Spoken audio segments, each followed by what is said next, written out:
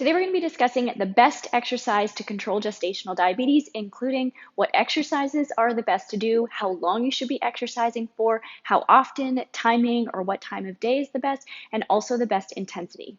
This is part of a playlist for gestational diabetes that I continually add to support moms with gestational diabetes. So if you find videos like these helpful and to support me, consider subscribing to the channel and hitting the notification bell to get notified every time I release a new video. The best exercises for gestational diabetes is not necessarily one exercise, but a combination of exercises, not necessarily at the same time, that combine both cardiovascular or aerobic exercise as well as resistance training or strength training. Research shows that there's an added benefit to interval training as well as exercises using the larger muscle groups. When you do cardiovascular training, your heart pumps harder and you breathe heavier and you decrease your insulin resistance, which is one of the major concerns of gestational diabetes. And when you do resistance or strength training, you're using your muscles. And when we use our muscles store sugar as glycogen inside the muscle cells. And as we use up those stores, then our body needs to replace those stores in our muscles, and so it can help pull in sugar from our bloodstream to replace the sugar that we burned in our muscles from doing the resistance exercise. This is increasing our insulin sensitivity, and if we're using our biggest muscle group, our quads, we're going to get the biggest bang for our buck.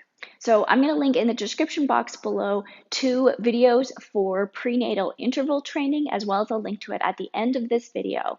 And I love exercises like walking and yoga, but if you are looking to improve your blood sugars while you have gestational diabetes, then consider adding interval training and resistance training to cardiovascular training for the biggest benefit. Ideally, you're exercising long enough to deplete your glycogen stores in your muscles. Of course, any amount of exercise that you're doing is going to have a benefit and right away. So any exercise that you're doing increases your insulin sensitivity 5-fold, and so you can see a benefit directly after often and for the next 2 hours after. However, if you want to work on your fasting blood sugars or see a benefit overall in your blood sugars, then if you're doing exercise from 45 to 60 minutes, this starts to deplete the glycogen stores in our muscles.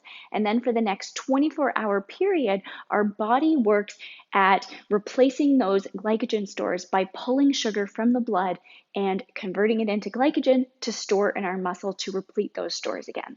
This exercise doesn't have to be all in one go. You can split it up throughout the day because it does take a while for those glycogen stores to be replaced inside our muscles.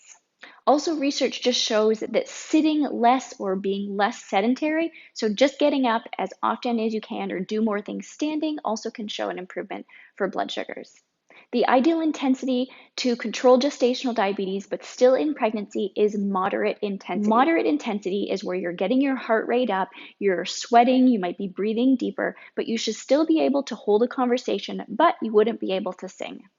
The best timing, I think, is realistically whenever you're able to fit it in. I know in pregnancy, you are busy, you're probably not feeling great all the time, you're feeling tired, you may have other kids, you may be working and trying to juggle a lot of things. So really just whenever you can fit it in. If we're going to be absolutely idealistic, the best time would actually be probably 30 to 60 or 90 minutes after a meal, and this can actually help your post-meal readings because you're going to get that blood sugar benefit right away, but it also keeps you safe. So if you're on insulin or glyburide or a medication that can cause your blood sugars to go low, then it gives you a little bit of safety buffer because your blood sugars are usually higher at that time and protecting you from a hypoglycemic event. So if you're exercising right before a meal and you haven't eaten in a while, and then you exercise, which can lower your blood sugars even more. You want to be really careful for low blood sugars, but if you're exercising after a meal, it's going to help lower your blood sugars, but still hopefully keep you in that safe range. Of course, whatever exercise you do, you want to make sure that safety is your top priority. So if you are on insulin or glyburide, just like I mentioned, make sure that you're aware of the symptoms of a low blood sugar and that you know how to treat it and that the other people around you know how to treat it, just in case you do need to treat it. Of course, every pregnancy is different, so you want to check with your own doctor or healthcare provider what exercises are safe for you and if these exercises are safe for you, because in certain pregnancies or certain conditions in pregnancies, these may not be appropriate for all moms. And of course, for all pregnancies, you want to avoid anything that could cause hitting or falling of your stomach. You want to protect your baby. So anything that could throw you off balance or that you could hit in the stomach, you want to avoid those activities. Anything that is in heat, so for example, hot yoga, you don't want to be overheating when you're pregnant, or anything that's at high elevations as well. And you also want to protect your core muscles.